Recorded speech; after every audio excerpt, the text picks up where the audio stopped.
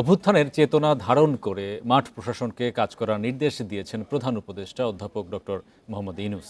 সকালে 4 বিভাগীয় কমিশনার ও 31 জেলা প্রশাসকদের সঙ্গে ভিডিও কনফারেন্সে এ নির্দেশ দেন তিনি। এ সময় সব ধর্মের মানুষের অধিকার নিশ্চিতে এবং দ্রব্যমূল্য নিয়ন্ত্রণে তৎপরতা বাড়াতে কর্মকর্তাদের আহ্বান জানান প্রধান উপদেষ্টা। জুলাই অভ্যুত্থানের পর সমসাময়িক বিষয় নিয়ে মাঠ প্রশাসনের 4 বিভাগীয় প্রধান ও 31 জেলা প্রশাসনের সঙ্গে বৈঠক করেছেন প্রধান উপদেষ্টা অধ্যাপক মোহাম্মদ ইউনূস। সকালে রাজধানীর তেজগাঁয়ে প্রধান উপদেষ্টার কার্যালয় থেকে ভিডিও কনফারেন্সে যোগ দেন তিনি। কর্মকর্তাদেরকে জুলাই বিপ্লবের কথা স্মরণ করিয়ে দেন অধ্যাপক ইউনূস। অভ্যুত্থানের চেতনা ও লক্ষ্য ধারণ করে মাঠ প্রশাসনকে কাজের নির্দেশ দেন তিনি। যেই উদ্দেশ্য নিয়ে যে পরিস্থিতিতে এই নতুন এই উদ্ভুত্থানের জন্ম হলো, সেটাকে ধারণ করে সেটার স্পিরিটকে প্রসারিত করে আমরা যে কাজকর্মগুলো করব, সেগুলো যাতে মানুষ মনে করে যে হ্যাঁ একটা বড় পরিবর্তন হয়েছে, পরিবর্তনটা যেন চোখের লাগে। সমসাময়িক নানা ইস্যুর মধ্যে দ্রব্যমূল্য নিয়েও কথা বলেন সরকার প্রধান। নিত্যপণ্যের মূল্য নিয়ন্ত্রণে মাঠ প্রশাসনের তৎপরতা বাড়ানো ও নিজেদের মধ্যে প্রতিযোগিতার পরামর্শ দেন তিনি। দ্রব্যমূল্য একটা বড় ইস্যু, এখান থেকে চেষ্টা হচ্ছে কিভাবে এটাকে আয়ত্তে আনা যায়। এখন আয়ত্তে আনার সুযোগ আরো বেশি সৃষ্টি হয়েছে, আগের চেয়ে অনেক বেশি সুযোগ সৃষ্টি হয়েছে। সেই সুযোগটাকে ব্যবহার করে যাতে এটা আমরা প্রতিযোগিতার মধ্যে থাকি। এ সময় সংখ্যালঘু সহ সকল নাগরিকের অধিকার নিশ্চিতে বিশেষ মনোযোগী হতে মাঠ প্রশাসনকে নির্দেশ দেন তিনি। আমি নানাভাবে বলার চেষ্টা করছি, সংখ্যালঘুদের অধিকার বলে আলাদা অধিকার থাকার দরকার নেই। আমরা যে নাগরিক অধিকার, সেই অধিকারটা প্রতিষ্ঠিত করতে পারলেই আমরা এই কাজে সফল হয়ে গেলাম। এটা উৎপাদন করতে না পারলে জাতি হিসেবে আমরা ব্যর্থ হয়ে গেলাম, যে আমরা এটা এক পরিবার হতে পারছি না। আমরা এক পরিবার হতে চাই। অভ্যুত্থানের সময় পুলিশের কিছু সদস্যের কর্মকাণ্ডে গোটা বাহিনী তাদের মনোবল হারিয়েছে উল্লেখ করে প্রধান উপদেষ্টা বলেন, নির্দোষ পুলিশ সদস্যদের মনোবল ফেরাতে সবাইকে কাজ করতে হবে, পাশাপাশি দোষী পুলিশ সদস্যদের অবশ্যই বিচার হবে, বলেন প্রধান উপদেষ্টা। বন Ibne Kamal, Independent news, Dhaka. Bank খাতে সীমাহীন দুর্নীতি, অনিয়ম ও অর্থ পাচারের প্রকৃত চিত্র উঠে আসে এবছর। জনগণ জানতে পারে জমি দখলের মতো ব্যাংক দখলে রাষ্ট্রীয় বিভিন্ন সংস্থার পাশাপাশি খোদ কেন্দ্রীয় ব্যাংকের মদদের তথ্যও। এছাড়া ঊর্ধ্বমুখী মূল্যস্ফীতির মধ্যেই দুর্বল ব্যাংকগুলোকে তারল্য সরবরাহে নতুন টাকা ছাপায় বাংলাদেশ ব্যাংক। এমন অবস্থায় বিশেষজ্ঞরা বলছেন, ব্যাংক খাত ঘুরে দাঁড়াতে স্থিতিশীল রাজনীতি ও কঠোর নজরদারি প্রয়োজন। ব্যাংক খাতে খেলাপি ঋণ ছাড়িয়েছে ৩.৫ লাখ কোটি টাকা। তবে ঝুঁকিপূর্ণ ঋণ আরও অনেক বেশি। এস আলম সহ কয়েকটি লুটেরা গোষ্ঠীর প্রভাবে বছরের শুরুতেই ব্যাংকের নাজুক অবস্থা অনুমান করা যাচ্ছিল। ৫ আগস্টের পর এসব গ্রুপকে অনিয়মের সুযোগ দেওয়ার প্রতিবাদে বাংলাদেশ ব্যাংকের অসাধু কর্মকর্তাদের পদত্যাগের দাবি ওঠে। এমন অবস্থায় আত্মগোপনে চলে যান সাবেক গভর্নর আব্দুর রউফ তালুকদার। একটা রাজনৈতিক পরিবর্তনের সাথে সাথে গভর্নর সাহেব স্টেপ ডাউন করতে পারেন, ফিজিক্যাল থাকবেন স্টেপ ডাউন করলে, সেটা না করে উনি নাই। এটা ডেফিনেটলি বাইরের বিশ্বে বিশেষ করে একটা বিরাট প্রশ্নের সামনে হয়, এবং আমরা as a nation, as a industry আমরা মানুষের কাছে লজ্জায় পড়ি। আগস্টের মাঝামাঝি অর্থনীতিবিদ আহসান এইচ মনসুরকে গভর্নর হিসেবে নিয়োগ দেয় অন্তর্বর্তী সরকার। ধ্বংসস্তূপে পরিণত হওয়া ব্যাংক খাত দখলমুক্ত করার উদ্যোগ নেন তিনি। 11টি বেসরকারি ব্যাংকের বোর্ড ভেঙে নতুন পরিচালনা পর্ষদ গঠন করা হয়। এমডি অপসারণ সহ নতুন পর্ষদ গঠিত হয় 6 রাষ্ট্রীয় ব্যাংকেও। নতুন গভর্নর জানান, 15 বছরে দুর্নীতি, অনিয়ম, লুটপাট ও অর্থ পাচারে দুর্বল হয়েছে ডজন খানেক ব্যাংক। কেন্দ্রীয় ব্যাংকের এমন তথ্যের পর ওই ব্যাংকগুলোতে নগদ টাকা উত্তোলনের চাপ বাড়ে। এমন পরিস্থিতিতে তারল্য সংকটে পড়া 6 ব্যাংকে 22,500 কোটি টাকা ছাপিয়ে দিতে বাধ্য হয় বাংলাদেশ ব্যাংক। একটা তো ভালো দিক যে টাকা দিয়ে আপাতত ব্যাংকরাপ্টসি থেকে ব্যাংকগুলোকে রক্ষা করলো, কারণ ব্যাংকগুলো যদি একটার পর একটা ব্যাংকরাপ্ট হয়ে যেত তাহলে একটা ডমিনো এফেক্ট হতো এবং পুরো কনফিডেন্স ব্যাংকিং সেক্টরে শ্যাকলড হয়ে যেত, তখন আরও ভয়ঙ্কর বিপদ নেমে আসতো। বছরের শেষ দিকে ডলারের বাজার আবারও অস্থির হয়ে ওঠে।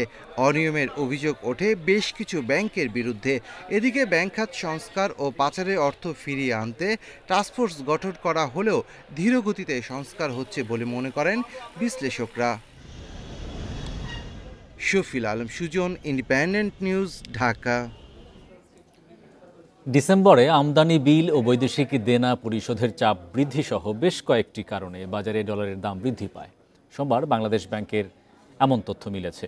ডলারের বাজারে অস্থিরতার কারণ খুঁজতে গিয়ে বাংলাদেশ ব্যাংক জানায়, আইএমএফ নির্ধারিত রিজার্ভের টার্গেট পূরণের লক্ষ্যে সাম্প্রতিক সময়ে ডলার বিক্রি বন্ধ রাখে কেন্দ্রীয় ব্যাংক, যার ফলে আন্তঃব্যাংক বাজারে ডলারের চাহিদা বৃদ্ধি পায়। এছাড়া ডিসেম্বর মাসের মধ্যে আমদানি বিল সহ বৈদেশিক দেনা পরিশোধে বাংলাদেশ ব্যাংকের প্রজ্ঞাপনের পর ব্যাংকগুলো প্রবাসীদের থেকে বেশি দামে ডলার কিনেছে, যার প্রভাবে খোলা বাজারেও ডলারের দাম 130 টাকা পর্যন্ত ওঠে। বিদেশি এক্সচেঞ্জ হাউস থেকে হঠাৎ বেশি দরে ডলার কেনায় 13টি ব্যাংকের কাছে ব্যাখ্যা তলব করে বাংলাদেশ ব্যাংক। এ তালিকায় রয়েছে রাষ্ট্রীয় মালিকানার 2 ব্যাংকও।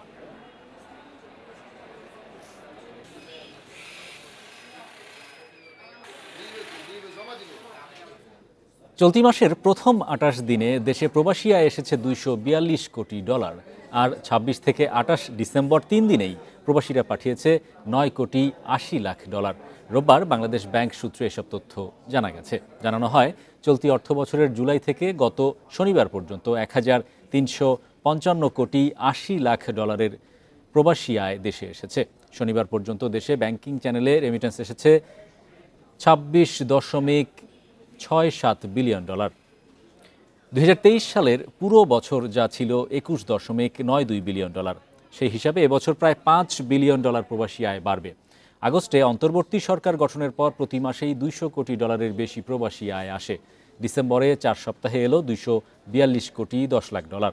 গত বছরে একই সময়ে যা ছিল 191 কোটি 10 লাখ ডলার।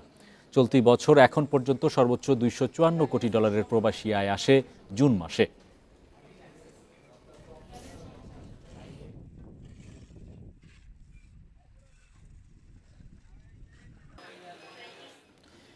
এদিকে 6 মাস পর দেশের বৈদেশিক মুদ্রা রিজার্ভ ছাড়ালো 21 বিলিয়ন ডলার। রোববার বাংলাদেশ ব্যাংকের মুখপাত্র এ তথ্য নিশ্চিত করেছেন। কেন্দ্রীয় ব্যাংক বলছে, বিদেশি ঋণ অনুদানের পাশাপাশি চলতি মাসে ভালো রেমিটেন্স প্রবাহে রিজার্ভ বেড়েছে। 29 ডিসেম্বর দিন শেষে দেশের গ্রস রিজার্ভের পরিমাণ 26.09 বিলিয়ন ডলার, আর আন্তর্জাতিক মুদ্রা তহবিল IMF এর হিসাব পদ্ধতি BPN 6 অনুযায়ী রিজার্ভ 21.33 বিলিয়ন ডলার, যা গত জুন মাসের পর রিজার্ভের সর্বোচ্চ স্থিতি। তবে সংশ্লিষ্টরা বলছেন, এখনই ব্যয়যোগ্য বৈদেশিক মুদ্রা রিজার্ভ 15 বিলিয়ন ডলারের ঘরে, যা দিয়ে 3 মাসের আমদানি ব্যয় মেটানো সম্ভব। গত সপ্তাহে ডলারের চাহিদা বাড়ায় দামও কিছুটা বেড়ে যায়। এতে রেমিটেন্স প্রবাহ বাড়ছে বলে মনে করেন ব্যাংক সংশ্লিষ্টরা।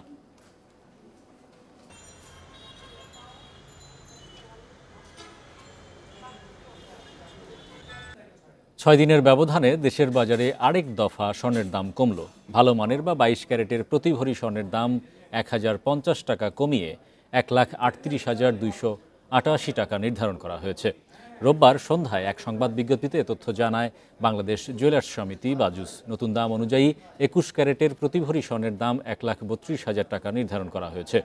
18 ক্যারেটের প্রতি ভরি স্বর্ণের দাম কমে হয়েছে 1,13,141 টাকা, আর সনাতন পদ্ধতির প্রতি ভরি স্বর্ণের দাম 92,869 টাকা নির্ধারণ করা হয়েছে।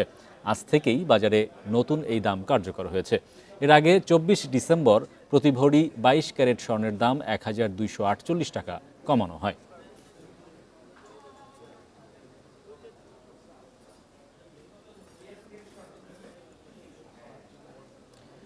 ভোক্তা জরিপে টানা ষষ্ঠবারের মতো দেশের সবচেয়ে সেরা ব্র্যান্ড নির্বাচিত হয়েছে বিকাশ। বাংলাদেশ ব্র্যান্ড ফোরাম আয়োজিত বেস্ট ব্র্যান্ড অ্যাওয়ার্ডে এই স্বীকৃতি অর্জন করেছে দেশের বৃহত্তম MFS প্রতিষ্ঠান বিকাশ। সেই সঙ্গে মোবাইল ফিনান্সিয়াল সার্ভিস ক্যাটাগরিতে টানা অষ্টমবারের মতো মোস্ট লাভড ব্র্যান্ড নির্বাচিত হয়েছে প্রতিষ্ঠানটি। বৃহস্পতিবার বাংলাদেশ ব্র্যান্ড ফোরামের 16তম আয়োজনে সেরা ব্র্যান্ডের সম্মাননা গ্রহণ করেন বিকাশের প্রধান নির্বাহী কর্মকর্তা কামাল কাদির। বাজার গবেষণা প্রতিষ্ঠান এনসার্চ লিমিটেডের ভোক্তা জরিপে দেশ সেরা প্রতিষ্ঠানগুলোকে এমন সম্মাননা দেয়া হয়। এবার দেশের 8 বিভাগের 11,000-এর বেশি ভোক্তার ওপর জরিপ পরিচালিত হয়।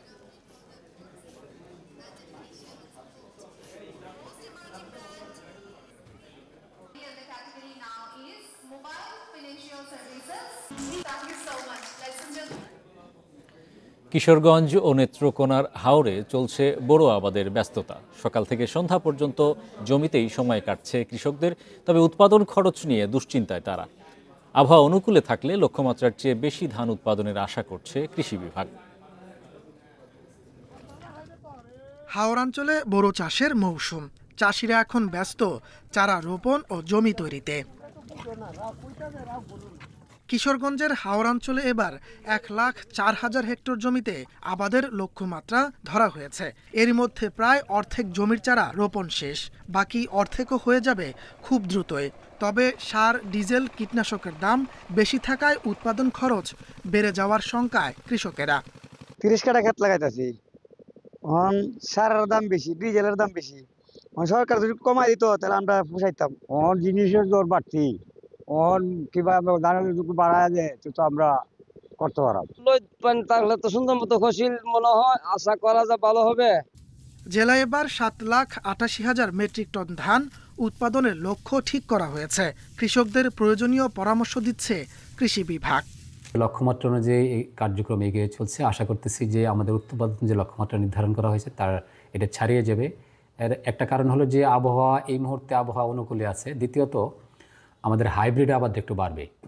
নেত্রকোনায়ও জমিতে চারা রোপণে ব্যস্ত চাষিরা। জেলায় 1,85,448 হেক্টর জমির আবাদের লক্ষ্য এবার। এদিকে 43,000 কৃষককে 86 মেট্রিক টন বীজ ধান দিয়েছে কৃষি বিভাগ।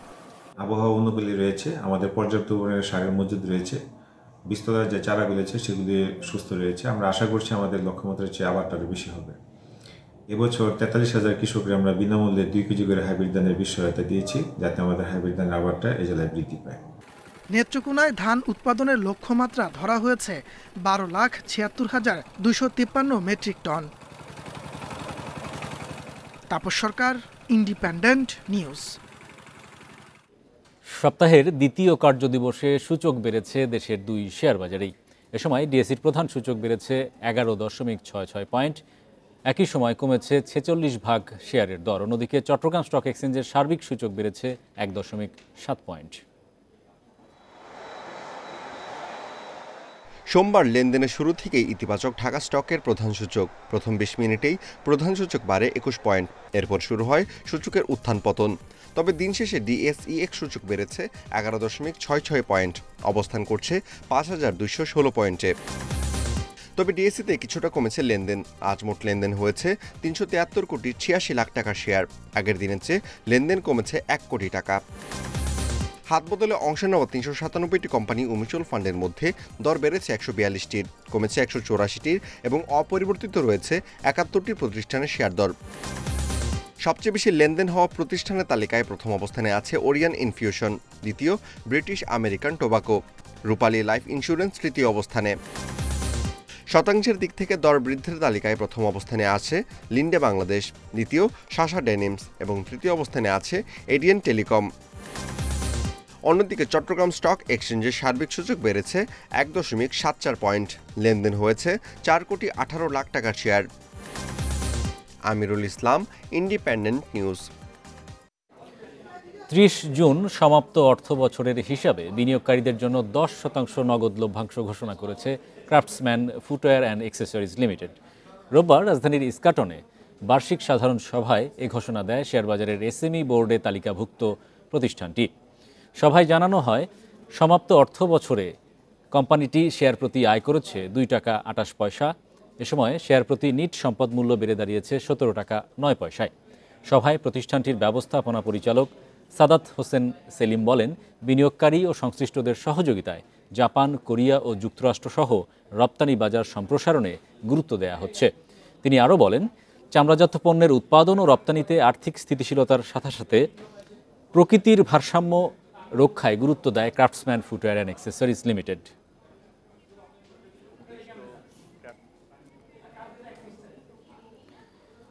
বিভিন্ন জেলায় নানা আয়োজনে উদযাপিত হলো তারুণ্যের উৎসব। সকালে বরিশাল নগরীর সার্কিট হাউস থেকে একটি বর্ণাঢ্য র্যালির প্রধান সড়ক ঘুরে বেলস পার্কে গিয়ে শেষ হয়। পরে পরিষ্কার পরিচ্ছন্নতা কার্যক্রম চালানো হয়। নতুন বাংলাদেশ গড়ার লক্ষ্যে আসো দেশ বদলাই পৃথিবী বদলাই এই প্রতিপাদ্য নিয়ে নাটোরেও শোভাযাত্রা বের করা হয়। পরে আলোচনা সভায় বক্তারা বলেন, আগামীর তারুণ্য নির্ভর নতুন বাংলাদেশ বিনির্মাণে কাজ শুরু হয়েছে। চাঁপাইনবাবগঞ্জে বেলুন উড়িয়ে উৎসবের উদ্বোধন করা হয়। পটুয়াখালীর কলাপাড়ায় তারুণ্যের উৎসব উপলক্ষে পরিষ্কার পরিচ্ছন্নতা, মশক নিধন ও বর্ণাঢ্য র্যালি বের করা হয়। এবারে জানাবো বিশ্বের প্রধান মুদ্রার সাথে টাকার আজকের বিনিময় হার। দর অপরিবর্তিত। যুক্তরাষ্ট্রের ডলারের দর বিনিময় হয়েছে 120 টাকায়, কমেছে যুক্তরাজ্যের পাউন্ডের দর বিনিময় হয়েছে 158 টাকা 52 পয়সায়, ইউরোর দরও কমেছে, বিনিময় হয়েছে 131 টাকা 36 পয়সায়। দর অপরিবর্তিত। ভারতীয় রুপির বিনিময় হয়েছে 1 টাকা 45 পয়সায়, সৌদি রিয়ালের দরও অপরিবর্তিত, বিনিময় হয়েছে 32 টাকা 14 পয়সায়। অপরিবর্তিত আরব আমিরাতের দিরহামের দর বিনিময় হয়েছে 32 টাকা 83 পয়সায়। বেড়েছে কুয়েতি দিনারের দর, বিনিময় হয়েছে 391 টাকা 71 পয়সায়। অপরিবর্তিত মালয়েশিয়ান রিঙ্গিতের দর বিনিময় হয়েছে 26 টাকা 99 পয়সায়।